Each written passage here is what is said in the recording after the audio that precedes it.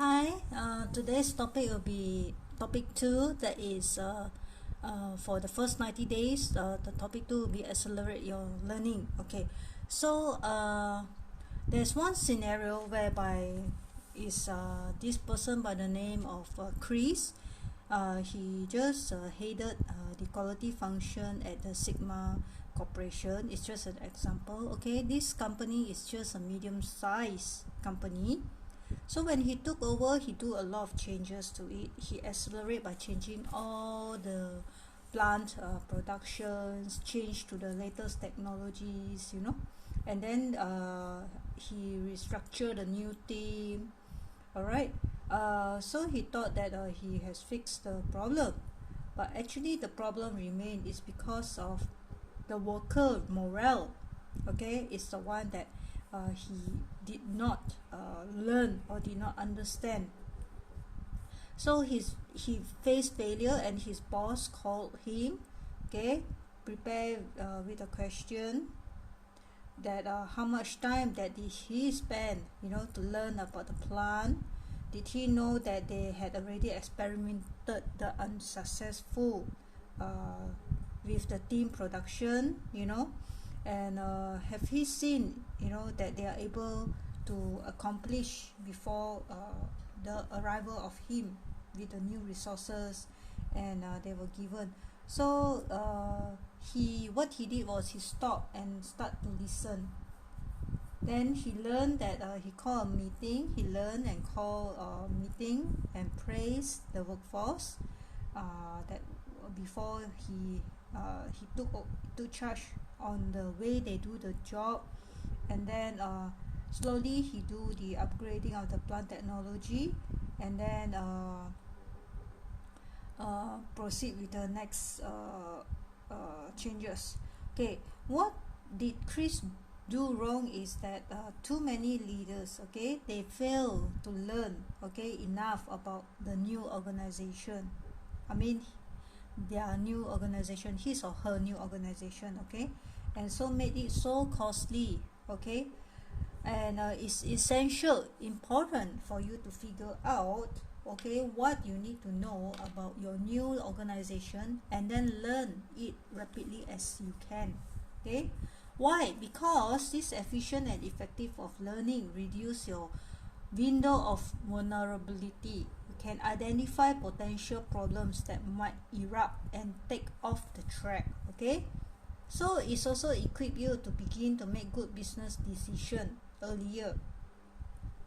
Always remember, internal and external customers won't wait for you to take leisurely stroll up the learning curve. Okay, so the next point that I'm going to brief you is on the overcoming learning disabilities. Okay, normally a new leader derails failure to learn. Okay, is almost always a factor. Okay, information overload can obscure the most telling issues. There is so much to absorb that is difficult to know where to focus. Okay, amid the torrent of information coming your way, it's not easy and to miss important signals, or you might might focus too much on the technical side of a business.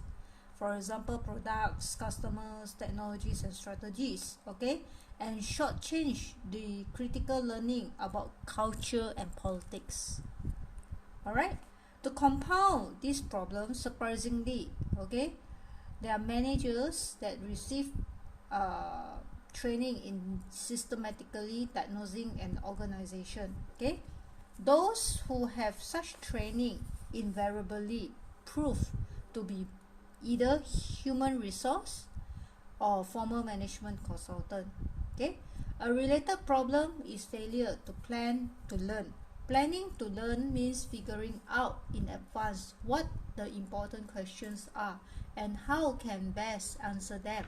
Few new leaders take the time to think systematically about their learning priorities. Okay, fewer still explicitly create a learning plan when entering a new role. Some leaders even have learning disabilities, okay, potentially crippling internal blocks to learning. One is a simple failure even to try to understand the history of the organization. A baseline question that every new leader should ask: how did we get to this point? Otherwise, okay, you risk tearing fences without knowing why they put up. Okay, armed with inside info, okay, into the history, you may indeed find the fence is not needed and must go, or you may find there is a good reason to leave it where it is. Okay, so you can see here right now we are talking about, you know, this topic here.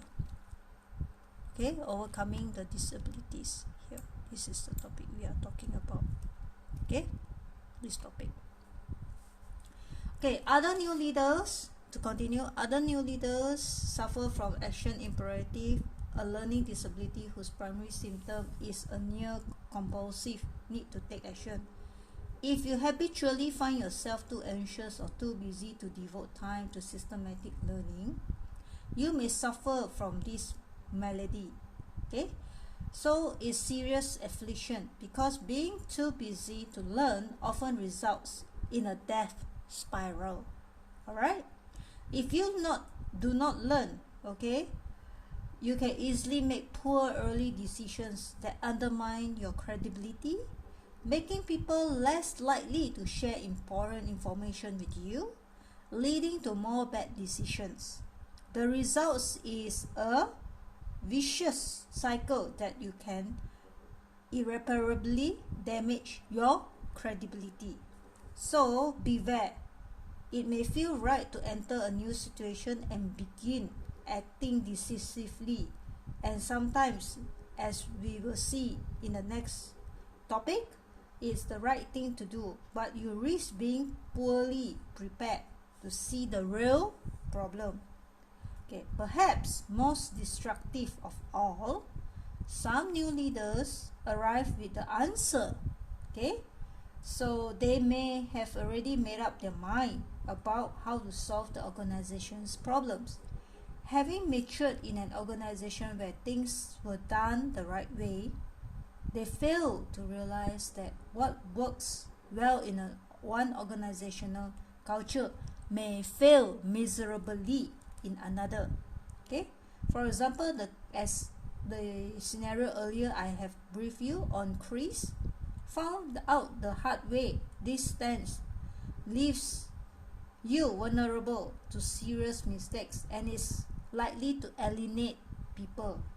Okay, Chris thought he could simply import what he learned at Sigma to fix the plant's problems, but actually in this situation, such as turnaround in which you have been brought in explicitly to import new ways of doing things, you still have to learn about the organization's culture and politics to customize your approach. So I would like to emphasize here is mainly we have to focus on the culture and the politics. Okay, besides displaying a genuine ability to listen often translates into increased credibility and influence. Okay, my second point will be managing learning as an investment process. Okay, if your approach, okay, efforts to get up to speed as an investment process, and your scarce time and energy as resources that deserve careful management, you will actually realize returns in the form of actionable insights. Okay, and actionable insights is knowledge that enables you to make better decisions earlier, and so helps you reach the break-even point in terms of personal value creation sooner.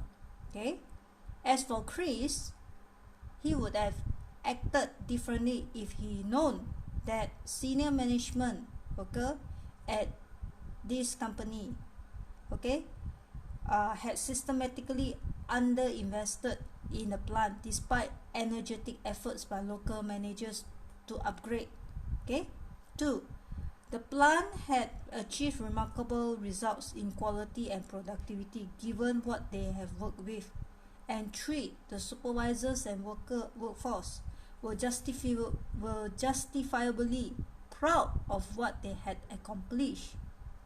Okay, so to maximize your return on investment,